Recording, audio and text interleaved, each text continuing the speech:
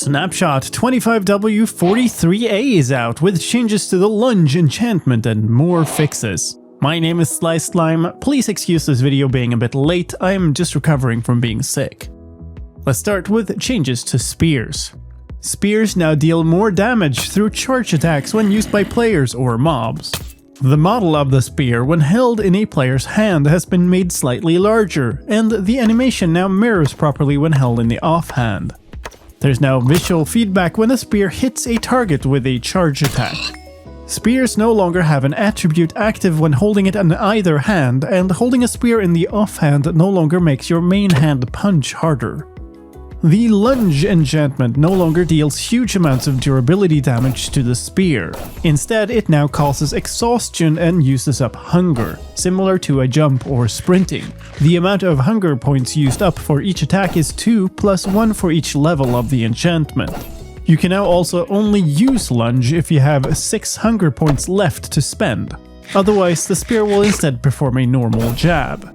There are also some changes and fixes for the Nautilus in this version. Zombie Nautili no longer suffocate outside of water. Nautili and zombie Nautili can no longer enter boats. Killing a Nautilus that a player is riding no longer causes it to rise to the heavens above. And if you use a command to ride an untamed Nautilus, it can no longer be controlled. There's also a related new sound for equipping a saddle underwater. In other mob news, piglins and hoglins no longer zombify in the nether, which they started doing in the previous snapshot, although they still look like they're about to. And neutral mobs like zombified piglins no longer attack players in creative mode. This snapshot also brings us a number of visual changes, including banners and item frames no longer glitching out and showing the wrong textures. Glass is no longer less transparent at a distance, and some small blocks like redstone and some flower blocks no longer turn entirely invisible at a distance. When viewing some cross-shaped blocks like flowers at a sharp angle, they no longer get stretched out. And the different map levels of lava no longer have a large visible contrast. This version also brings us some user interface fixes for the game mode switcher.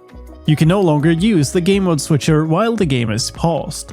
And the game no longer acts like if you have F3 held down after using the game mode switcher.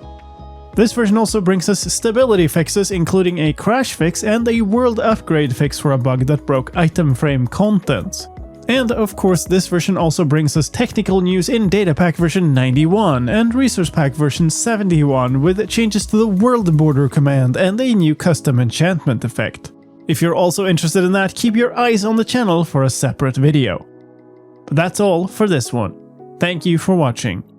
My name is Slime, and I'll see you next time.